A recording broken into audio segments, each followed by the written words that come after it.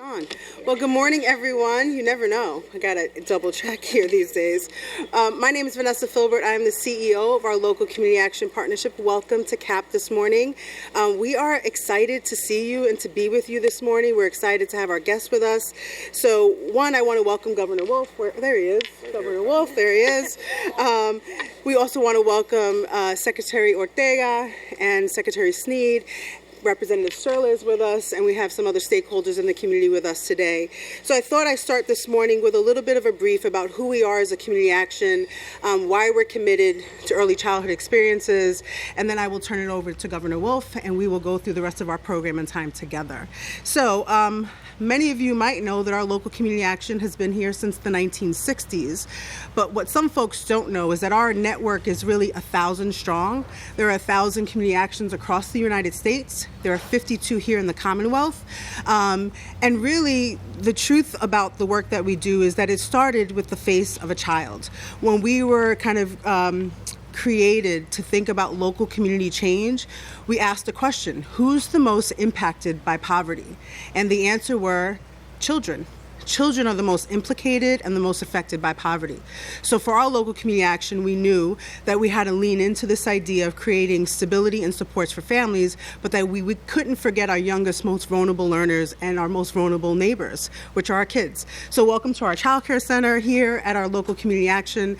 And we do that work with a little bit of a focus on 4 key areas of impact. We think about health and nutrition, programs like WIC and food distribution, senior centers and nutrition education. We lean into work around economic stability and mobility with programs like utility assistance and rental assistance and child care subsidy.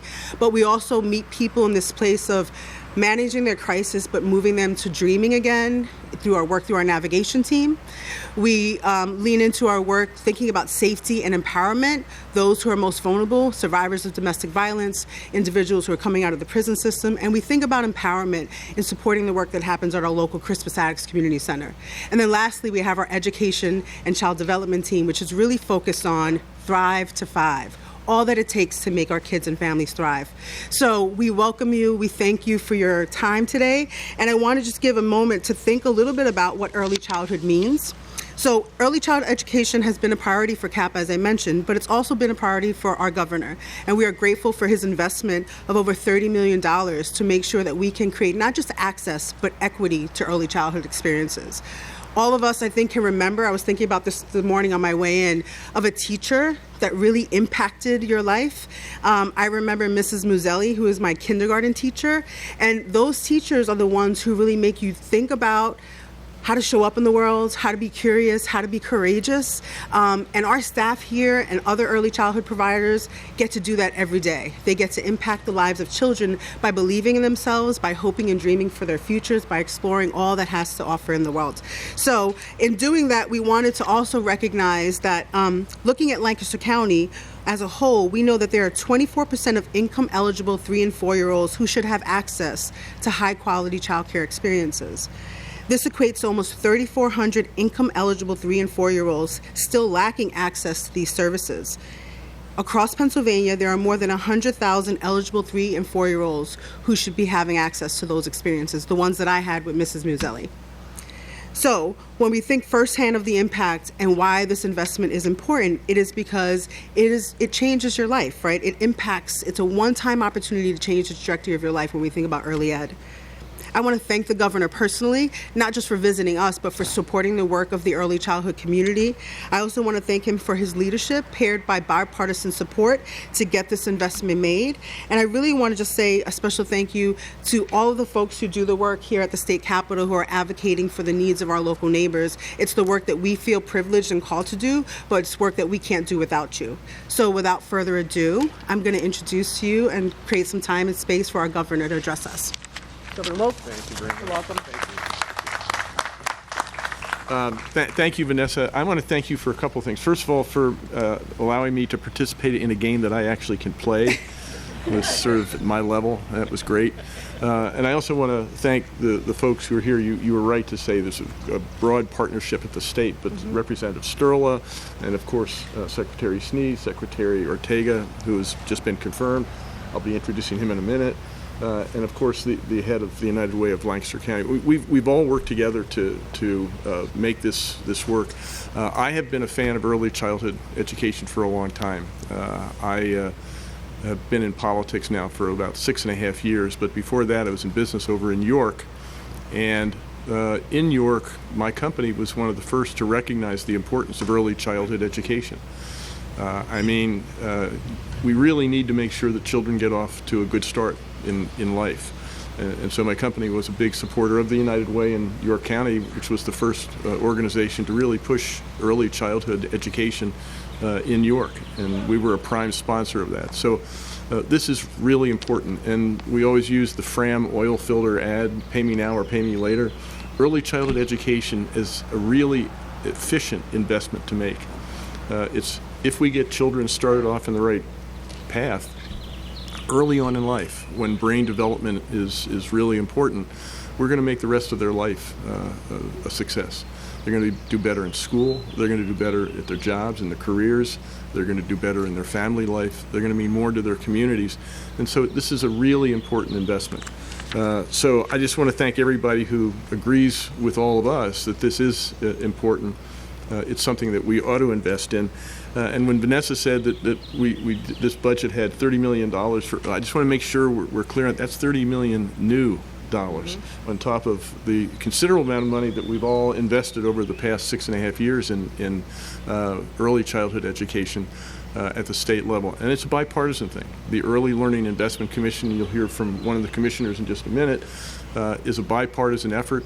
It enjoys the support of this Chamber of Commerce, organized labor. I mean, everybody recognizes how important this really is, and it's an important thing to support. And so I just want to make sure, Vanessa, that you're clear that this was a $30 million increase, $25 million for pre-K and $5 million for Head Start. Yeah. So we want to make sure that this is. But the other thing is we've got to do everything we can to recognize that early childhood education is important, and that's why last year the Commonwealth of Pennsylvania for the first time reduced the age of mandatory age of starting school from 8 to 6. So it's not to the level of early childhood, but it's saying that if you're 6 years old, you have to go to school. We want your brain to be developing in ways that can only happen when you're in school. But as I said, investing in early childhood education, making sure that kids go to school, making sure that we have this investment is not only the right thing to do, it is, but it's also the smart thing to do. It makes us all better. The other thing that I think coming out of the COVID pandemic that we've got to recognize is that during the pandemic, we asked parents to do a lot of things. They had to find a job, they had to work, and because schools were closed, they had to make sure their kids were taken care of and educated for the past, 15 months. And that was tough. And one of the things that we recognized, and again, a bipartisan commission, Republicans and Democrats, members of organized labor and the Chamber of Commerce, said one of the impediments to job growth in Pennsylvania is the lack of child care. And so we see that what goes on here is not just the educational part, but the child care part is really, really important for our education, for our economy. So we need to make sure that we're doing everything we can. Again, bragging, the budget put $30 million, new dollars into early childhood education from pre-K counts, $5 million to Head Start, and we put $700 million of the ARP money into the child care industry to make sure that they were getting the support they needed to help parents and the economy get back to work. This is an investment that we made in our education system, but as I say, it's also an investment in our economy. We're going to have a more prosperous and brighter future because we made those investments, and I'm really proud that we convinced the legislature to go along with this. Now I'm proud to introduce the Secretary of Education, who has been recently confirmed. He's no longer acting Secretary of Education, Secretary Noe Ortega. Thank you, Governor Wolf, for inviting me to join you today, and to the education partners here from the Community Action Partnership, or CAP, as it's more commonly known. Thank you to you as well.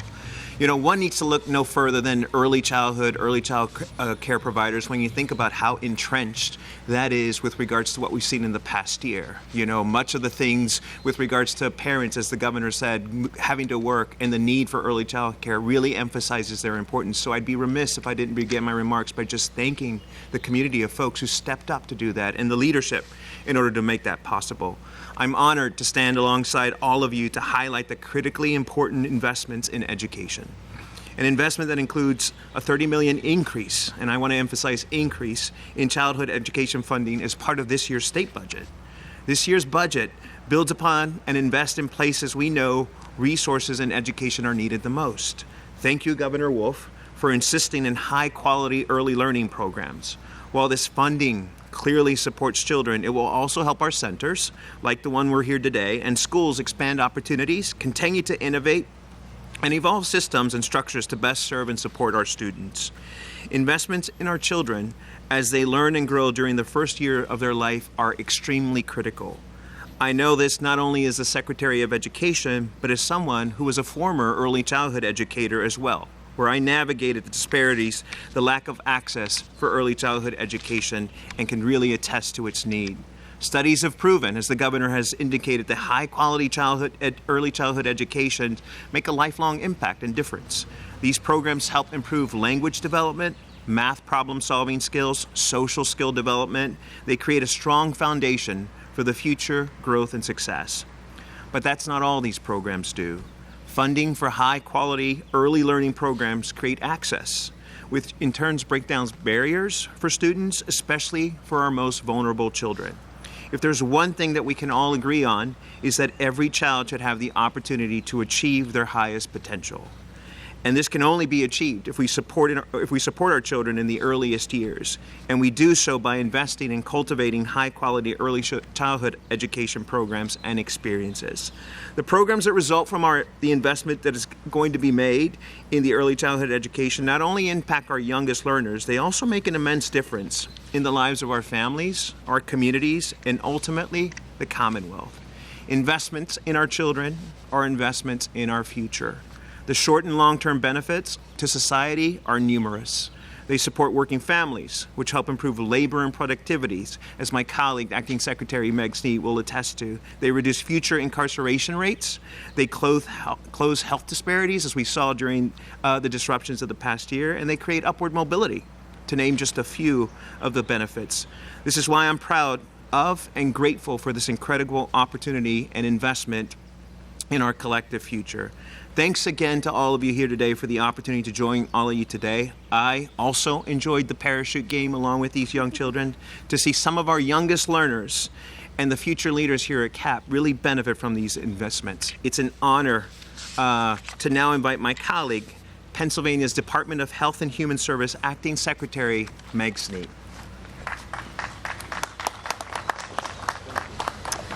Good morning. My name's Meg Snead, and I serve as the Acting Secretary for the Pennsylvania Department of Human Services. And I just want to say before I start that Mrs. Reardon was the teacher for me who made the greatest impact. She was my American government teacher. But I'm also a mom to two little kids. I have two girls, they're 3 and 7. And without the support of the childcare industry over the last 16 months, I wouldn't have been able to step into this role. It has been critically important. We both have a child who is in daycare, and then my daughter who is in first grade who was able to attend daycare for remote facilitation of her online learning, and it was an incredible support for my husband and I. So you all are the true heroes of this pandemic, and appreciate all of your work. At DHS and throughout the Wolf administration, we are fully committed to doing everything in our power to help Pennsylvania recover from COVID-19 and its economic impacts. This commitment requires us to be laser focused on supporting childcare and early childhood education industries that can pay its workers a living wage, ensure a sustainable business model for its providers, and build capacity for all Pennsylvania families who need access to high-quality childcare, including low-income families. As a working mom, I understand the predicament that many families have found themselves in as we move into a post-COVID world. Very simply, without access to childcare and early learning programs, many parents cannot get back to work. Pennsylvania's economy, its families, and its future depend on a strong child care and early childhood education system. That's why Governor Wolf and I are committed to supporting child care providers and early childhood educators and the parents and families they care for every day as we continue to navigate this crisis. For our youngest Pennsylvanians, an early childhood education experience can shape their educational, social, and emotional development throughout their lives. Science has shown us that the first 5 years of life are critical to brain development, influencing the trajectory of an individual's life for many years. According to the Center on the Developing Child at Harvard University, a child's environment before and soon after birth provides powerful experiences that chemically modify certain genes in ways that can then define how much and when they are expressed. While we're all born with the capacity to learn, our experiences early in life lay a foundation for how well our basic skills develop, according to those Harvard researchers. For many working families, their children spend the bulk of these early years in two settings, at home and in daycare. According to the Centers for Disease Control and Prevention, early childhood education can protect children against the future onset of disease or disability, as well as counteract some socioeconomic disadvantages. Early childhood education, according to the CDC, has also been associated with increases in maternal employment and income, reductions in crime, public assistance use and child abuse and neglect, savings in healthcare costs, improvements in health outcomes associated with education, earnings gains after high school graduation, and better jobs and higher earnings throughout the employment years for children participating in these programs. As a society, we cannot take this knowledge for granted or miss the opportunity to invest resources where they're most likely to make a positive and lasting impact on our children. Childcare and early learning educators and providers have stood by Pennsylvania's families throughout this pandemic, and we will stand with them throughout this economic recovery.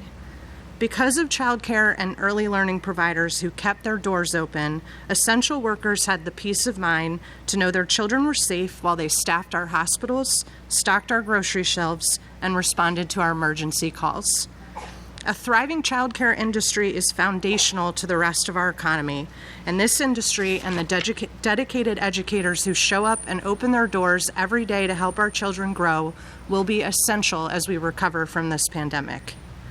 My husband and I could not go to work every day, be it from home or back in the office, without knowing that our youngest child is safe and cared for in an environment where she's growing socially and educationally. That peace of mind and security will be necessary as parents begin to return to work. I look forward to continuing to work with my colleagues in the Wolf administration and in the child care and early childhood education industry to ensure that this critical infrastructure is front and center in our work to see Pennsylvania fully recover. The future of our Commonwealth and everyone in it depends on the investments we make in our children today. Pennsylvanians can find certified childcare at findchildcare.pa.gov or contact your Early Learning Resource Center, known as ELRCs, at www.raiserstar.org. It is now my pleasure to introduce a pre-K parent, Melisha Melecio.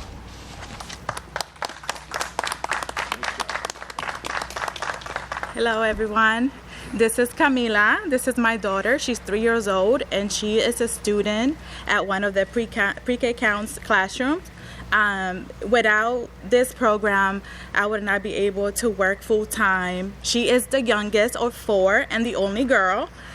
So it was really important for me and, of course, her father to find the best care for her and for us to feel that she is loved and cared for, as well as a program that can work with her other agencies. She does get physical therapy. She was a preemie.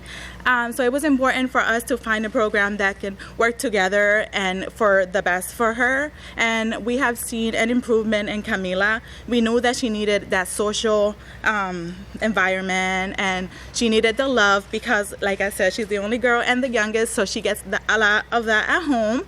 And we have seen that since day one. Camila comes in smiling. She could be a little shy, but the teachers know that, and they cater to her needs, but also encourage her to be social and to play with her friends and to learn.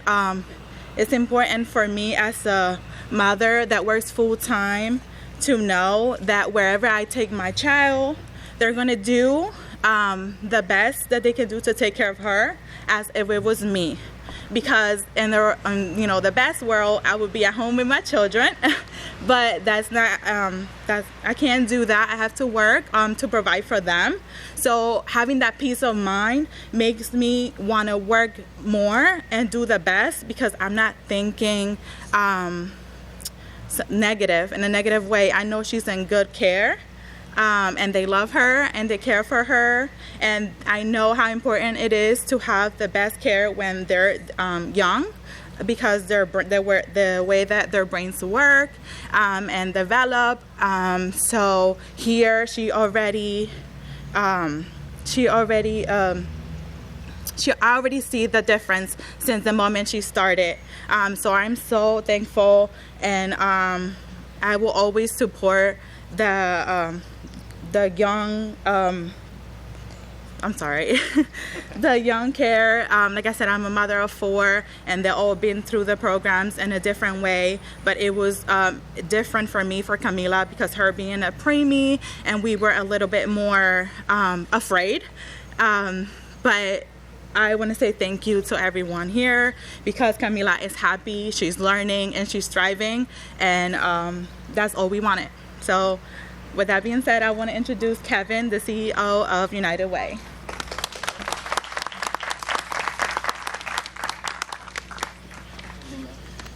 Thank you, and everyone who's spoken so far. I have just been appreciative of the different perspectives we heard. This is Acacia. Acacia is my daughter. She is 7, and Thursdays she is at home with me as I work from home. As the CEO of the United Way, I had the ability to make policies for myself and my staff that allowed, during the pandemic, for families to have flexibility. But I am aware from neighbors, from friends, and even from some of my staff members whose spouses did not have that same level of flexibility, either because their employers chose not to when they could have given flexibility, or because, as was mentioned, the jobs that individuals work don't always allow for you to be able to do that work from home. That pleasure and that luxury, I think, has been underappreciated by many of us who have had the ability. And what we see here with this support, this $30 million new dollars, is an expansion. And I want to tell you about Acacia when she was a little younger, which is that I, at a previous job, and my wife was working full time, she still works as well, but our financial situation was at the point where we didn't qualify for subsidized pre-K, but we didn't make enough money to afford it privately. And there's a lot of Pennsylvanians in that gap. And that's the gap that this is helping to close, and that we need to continue to close. United Way of Lancaster County, and certainly me personally, believe that universal pre-K is the objective, and that's where we need to go. This is an excellent step in that direction. And as United Way of Lancaster, we have been a partner in the Pre-K for PA campaign. We've spoken to multiple legislators across the state, and it has been an honor and a privilege to fight for the future of our Commonwealth. As a former director of a Meals on Wheels program, I understand the value of having a society that is able and ready to take care of those in their older years. When we fight for pre-K, we fight for a Commonwealth that is well-educated, well-suited for the future, so that those of us today, we're paying an investment in our own future care as we invest in these young individuals and their minds. It's really important to understand also how broadly supported these initiatives are. Far too often we cannot get bipartisan support in our state and our nation. Far too often we have contention around issues. Well, what we have found is polling has shown that in Pennsylvania, the value for pre-K is at 94%. 94%. I mean, I don't know the 6% who don't value it, and I don't know why. It's hard for me to fathom, let's not help educate young children, but everybody has their own opinion. It's also important that, we've heard about science and studies and they've talked often about national studies. A recent study from the University of North Carolina actually looked at Pennsylvania and the Commonwealth and found that those who had the high quality pre-K at the beginning of their educational formation, then in kindergarten begin to perform higher at math and also language skills. And those skills are the school readiness skills. Acacia, what level reader are you? A white. A white reader. Is that good for your age or bad for your age? Good. Good. So Acacia loves reading and it makes her love school. And the reason that Acacia is a white reader at her age, she's just finished first grade, she's reading at a third grade level. The reason is even though I mentioned earlier that we did not have access to the subsidized pre-K education, we went through a journey of finding childcare providers. We had the means and the opportunity and the time to do that. And we found a woman who was a retired Head Start teacher. And she was raising her own kid who was about Acacia's age. And so for 2 years, we had high quality pre-K in an informal setting. And there is no doubt in my mind that her excellence in school today is a direct result of that. But those informal circumstances aren't enough. This helps us formalize that access for more individuals, and it is not the end. It must be the beginning. So thank you, Governor. Thank you, legislators.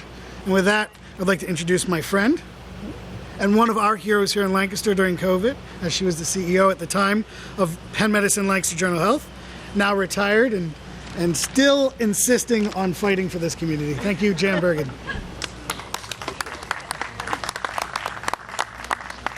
Thank you. Good morning, everybody. It's truly a pleasure to be with you today. And I, too, need to start with a big, warm thank you to the governor and his cabinet for their enlightened leadership, but also for your relentless commitment to Pennsylvania children and families. It's been something that has been evident and really a defining part of your administration, and we certainly truly appreciate that in Lancaster County and across the Commonwealth. I am here today representing the Pennsylvania Early Learning and Investment Commission. And the commission, if you do not know much about it, is a network of business leaders across the Commonwealth who work together to focus on early education from the perspective or the lens of workforce development. I also think it's this wonderful example of a public-private partnership. And when a community and a state comes together, bringing the expertise and resources of government along with the passion and the commitment of a community, it is amazing what you can accomplish. And I'm deeply appreciative of the opportunity to serve on the commission for that reason. Well before the pandemic, it was clear to employers like the one that I served as CEO for over a decade. My organization and many businesses across the Commonwealth were starting to experience acute shortages in the workforce. We were seeing that in the most technical skilled positions, but we were seeing it across industry sectors. And so when the pandemic hit, it was not surprising to many business leaders that those acute shortages from a workforce perspective were going to be even more severe coming out of the 16-month experience that we all had with COVID-19. I think one of the things that became just very clear to me, even again before the pandemic, but even more so post-pandemic, was that families, after living what they lived through the 16-month period, were even more acutely aware of what services were going to be offered to their children. And the importance of quality pre-K education was elevated to a great degree. And I think this additional $30 million, particularly as Kevin indicated, focusing on families that don't have the resources to buy the early education on their own and yet didn't qualify for state subsidy. This is just a wonderful proposal that I think is going to not only benefit individuals, children, families, but it's going to have a societal benefit because of the benefit for the workforce and the overall economic viability of a community like Lancaster, which would be true across the Commonwealth as well. I think the other thing, we all know that, and from the other speakers, I don't need to repeat what they said, but early education has a transformational impact on children, and it has a transformational impact on families. The other thing, though, that we often don't talk about is that there is a return on investment that is very clear, that is afforded by these programs. When you factor in the positive results of early education programs, less the cost of special education, less grade repetition, more earning potential, less reliance on social services, and less involvement in crime, the economic profit for investing in these programs is $27,000 for every child served. So that's a compelling reason to do this, but even more compelling is it's the right thing to do. And to be able to touch children and families in the way that quality early education does is really the right reason to focus on this. So thank you again to the governor's cabinet, to our legislative representatives. We will be better off as a Commonwealth as a result of your actions, and we look forward to working collectively as a commission across the Commonwealth to make sure that we utilize those dollars in the best way possible. So it is now my pleasure to introduce another enlightened and dedicated public servant, Representative Mike Sturla. Thanks. It's great to be here today to talk about the fact that there's $30 million more for early childhood education. But I want to sort of back up one step and then look forward a little bit. That doesn't happen because you just go to the negotiating table and everybody just says, yeah, let's all do $30 million more. As was pointed out, this governor has probably been the biggest advocate for early childhood education of any governor that I've experienced in the 3 decades that I've been in the legislature. And, in having conversations with him, I know that if it were up to him, there would not be a waiting list of kids that still qualified but didn't have the access to these services. As was pointed out, early childhood education helps kids overcome adverse childhood experiences because they now have that teacher that they can go to that is the person that stood out in their life, that is their resilience instead of what they go home to sometimes. It is those experiences in early childhood education that, as has been pointed out, saves us tax dollars. But again, if there was only one person sitting at that negotiating table and it was the governor, we'd have it all. We wouldn't be talking about $30 million. We'd be talking about more. We're at $30 million, and it's bipartisan because that's what he was able to negotiate for us. But he's going to have to go back next year and try and negotiate for more. And I'm sure he will, and because this governor has done this consistently time and time and time again. And so I want to take this opportunity to thank the governor, but also to let everybody know, there are some people right now that I think are upset with the governor because for a couple of months they couldn't belly up to the bar. Then you look at something like this and you say, yeah, but God, he's saved kids' lives. Like, gee, so I can't belly up to the bar for a couple of months, or I can save children's lives. I'll stand with this governor any day on this issue and others, and I want to thank you particularly today for what you've done for children in the state of Pennsylvania, and hope that we can continue to do this as long as you can be governor. So, thanks. Well, thank you, everyone. I would be remiss not to pause and thank our team here at CAP. We have a staff of over 300 people, but we have about 150 of our staff who are committed to the development and the education of children. We do that work for over 1,000 families in our community in 40 classrooms across the county. And we do have a waiting list. And we are working hard to access expansion and all the things that we need to create more space to make sure that kids not just have access, but have the opportunity for real equity in their life. I know for me, education was the turning point. And I wasn't a traditional learner. I was an adult learner who went back to school. But that was the moment that things totally shifted. I think our work here at CAP is kind of encapsulated with our winning aspiration, which is We are committed to transforming generational poverty into economic prosperity so that all can thrive here in Lancaster County. And we thank you. We thank our governor and our elected officials. We thank you for partnering in our work. We thank you for seeing families as whole units, because we know we just can't support kids. We have to support moms and dads. The issue of workforce and education and food security, they're not separate. They are intertwined. It is what it takes to be a whole, happy, thriving human. So I'm going to pass this over to Governor Wolf and open us up for some questions, I think.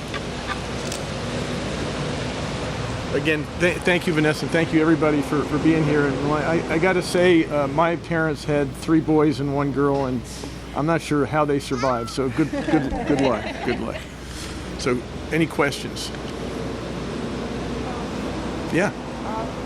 This would be on another topic, if I may. Yeah. The work search requirement starts next week for unemployment. Right. Wondering if you could weigh in on that, and how will the state enforce that? It's the work requirement is, as you know, a self-enforced thing. So we just simply ask the question: are you looking for work? I mean, we recognize how tough that is, and it was temporarily suspended. We always had it in Pennsylvania, but it was temporarily suspended during the pandemic, and picked a date to start it back up again and go back to where we were, and that was the date. Do you think that will help maybe fill some jobs that No. are going unfilled? I don't. I mean, I'm one of those who I don't believe the benefits have had any effect on. I think we're seeing a really unusual reset of our economy. People are going to be getting better wages, compensation, and they're taking their time looking for new work. Back last year at this time, there were a lot of people who went back to work fairly quickly because they had been laid off temporarily. That's not the case now. You have a lot of people who really have taken time off. So what you had was actually, I think, record numbers of people taking new jobs, and record numbers of new people coming into the workforce. You just also had a record number of people leaving their jobs. So the net was less in April than the May figures were a lot better, and June figures, the estimate already is much better, over 800,000. But companies and businesses are taking time. Yeah. One more follow-up. Sure. We're still getting some calls and emails from people having a hard time getting into the system for unemployment. Yeah. Well, first of all, the system. We have a new system, and I think it's going a lot better. But there were some issues over the weekend. Everything's up and running now. But again, in my private sector experience, we went through. I think I went through 3 computer upgrades, and this was a substantial one in the Department of Labor and Industry. This is the smoothest transition I've ever seen. In fact, a lot of states have been watching Pennsylvania and are learning a lot from Pennsylvania's experiences. We were a pioneer in we knew, actually, since I've been in the office, that we needed to upgrade our systems at Labor and Industry. We were going to do it last year, then the pandemic hit, and so we sort of used Band-Aids to make the old system work, and we moved the new benefit modernization program up until early June, June 6th, and we pulled that off, and there are still some I think issues. Coming out of the pandemic, there are a lot more people looking for employment and unemployment compensation. If you'll notice, the unemployment rate nationally actually went up in June, and that was mainly because more people are actually signing up for unemployment benefits, and they're back in the job market because they're going to get a job. In the meantime, there has been an increase in unemployment benefits. I think since the new system is in place over the last month, we've paid out 1 million claims. So we're working hard, but are there people who are still going to be facing an issue that comes up from time to time? I'm sure there are, and I apologize for that, but we're doing everything we can to make sure that people are being served. Any other questions? I have 2 questions. One for Ms. Philbert. I was bringing your water to you. Oh, thanks. You're welcome. How many students do you say you're getting, and do you know how many are on the waiver? So Stacy Lewis is our director of Head Start. You tell me if I'm wrong. Over 1,000 students across all programs, including our Parents as Teachers program. And I think our waitlist is about 148 students right now. Our local CAP also, to your point, Secretary Snead, is the Early Learning Resource Center. So we are the place where working families can get child care subsidy. There is not a wait list for that service right now. So, we're always promoting, educating, and connecting to families to services across the Lancaster County community, because we're not the only provider here, but our local wait list is about 148 students. And the second, for Governor Wolf, the objective, I think Mr. Ressler said, is universal pre-K. And so, how do you get there? It's a great question. I agree with him. I mean, you weren't putting me on the spot at all. I think that is really important. I think we also have to recognize toddler, that the early childhood education actually begins before the age of 3. And so toddler education is important, and money is a key to that. Obviously, you need to get good teachers, good people, good professionals into that position. And one of the things is we need to do more to fund those programs at the current levels.